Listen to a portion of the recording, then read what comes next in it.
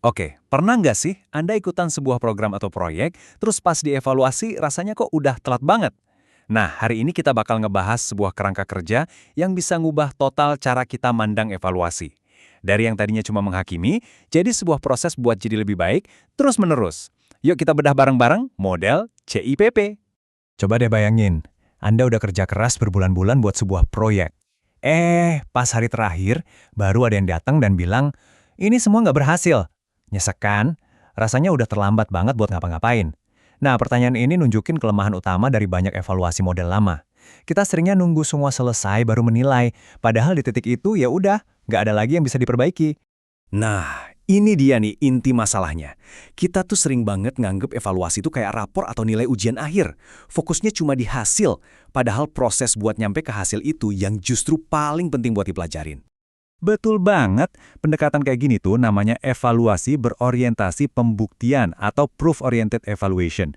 Tujuannya ya cuma satu, buat ngebuktiin atau ngasih stempel kalau sebuah program itu berhasil atau gagal. Titik. Masalahnya, kalau evaluasi cuma jadi alat justifikasi, kita kehilangan kesempatan emas buat benerin apa yang salah di tengah jalan. Ibaratnya kapten kapal baru lihat peta setelah kapalnya nabrak karang, kan konyol? Tapi tenang, untungnya ada cara pandang lain. Nah, disinilah kita kenalan sama Daniel Stoffelbeam, seorang pemikir yang punya ide revolusioner banget soal tujuan evaluasi itu sendiri. Wah, ini dalam banget loh. Coba kita resapi bareng-bareng. Memperbaiki bukan membuktikan. Satu kalimat simpel ini adalah fondasi dari model CIPP. Ini mengubah total peran evaluator. Dari yang tadinya kayak hakim yang ketok palu ngasih vonis, jadi kayak partner yang ngebantuin sebuah program buat tumbuh dan jadi lebih baik secara berkelanjutan. Dan metafora ini pas banget. Coba pikirin deh, seorang pelatih tim sepak bola. Apa dia nunggu pertandingan selesai baru kasih masukan? Enggak kan. Dia teriak-teriak dari pinggir lapangan, kasih strategi baru, benerin formasi saat itu juga. Nah, kayak gitulah seharusnya peran evaluasi dalam filosofi ini. Jadi pelatih, bukan jadi hakim. Oke, jadi gimana cara kita menerapkan filosofi keren ini dalam praktek? Staffelbeam nggak cuma ngasih ide, dia juga ngasih cetak birunya yang sangat sistematis.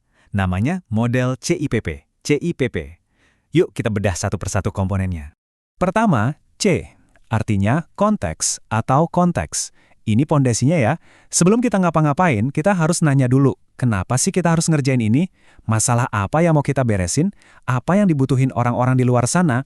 Evaluasi konteks ini memastikan tujuan kita tuh relevan dan bener-bener nyambung sama masalah yang ada, nggak ngawang-ngawang. Lanjut, I, input atau masukan. Kalau tadi kenapa, sekarang gimana caranya? Kita punya sumber dayanya nggak? Anggaran, orang, fasilitas, cukup? Terus strategi mana nih yang paling oke buat dipakai? Nah, tahap ini tuh soal perencanaan yang matang. Biar kita siap tempur dan punya semua amunisi yang dibutuhin. Kemudian, P yang pertama, proses atau proses. Nah, di sini nih jiwa pelatihnya keluar. Kita nggak diam aja nungguin hasil akhir. Kita pantau terus programnya pas lagi jalan. Udah sesuai rencana belum? Ada kendala apa nih di lapangan? Dengan mantau proses, kita bisa langsung benerin saat itu juga. Nggak perlu nunggu berbulan-bulan kemudian pas semua udah terlanjur. Dan terakhir, P yang kedua, produk atau produk. Ini bagian kita lihat hasilnya. Gimana tujuan kita tercapai nggak? Dampaknya apa aja, yang kelihatan maupun yang nggak kelihatan. Dari data ini, baru deh kita bisa ambil keputusan yang pinter. Program ini kita lanjutin, kita modif, atau mungkin kita stop aja. Jadi, ini bukan soal nilai akhir doang, tapi soal belajar buat ke depannya. Nah, tabel ini ngerangkum semuanya dengan rapi. Anggap aja ini contekan CPP-nya. Coba perhatiin deh, setiap komponen, dari konteks sampai produk, itu ujung-ujungnya ngarah ke sebuah keputusan yang spesifik.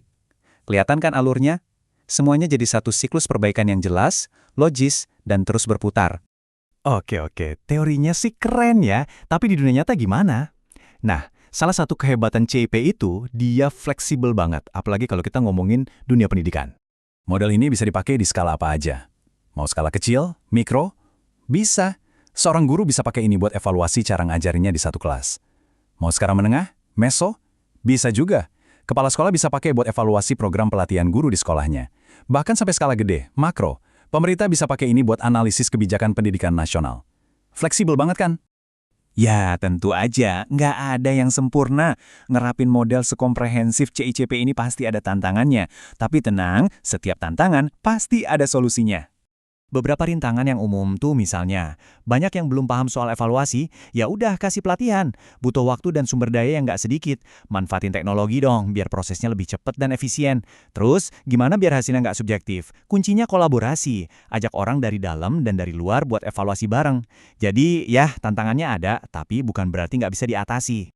Oke, sebagai penutup, saya mau kasih satu pertanyaan buat Anda renungkan. Filosofi memperbaiki, bukan membuktikan ini kan nggak cuma buat program pendidikan atau proyek kantor aja. Coba deh pikirin, di kerjaan Anda, di tim Anda, atau bahkan di proyek pribadi Anda, ada nggak area yang kayaknya butuh lebih sedikit penghakiman dan lebih banyak perbaikan? Di mana Anda bisa mulai jadi pelatih buat diri sendiri atau orang lain, bukan cuma jadi hakim yang nunggu hasil akhir. Nah, ini pemikiran yang menarik banget buat dibawa pulang. Sampai ketemu lagi.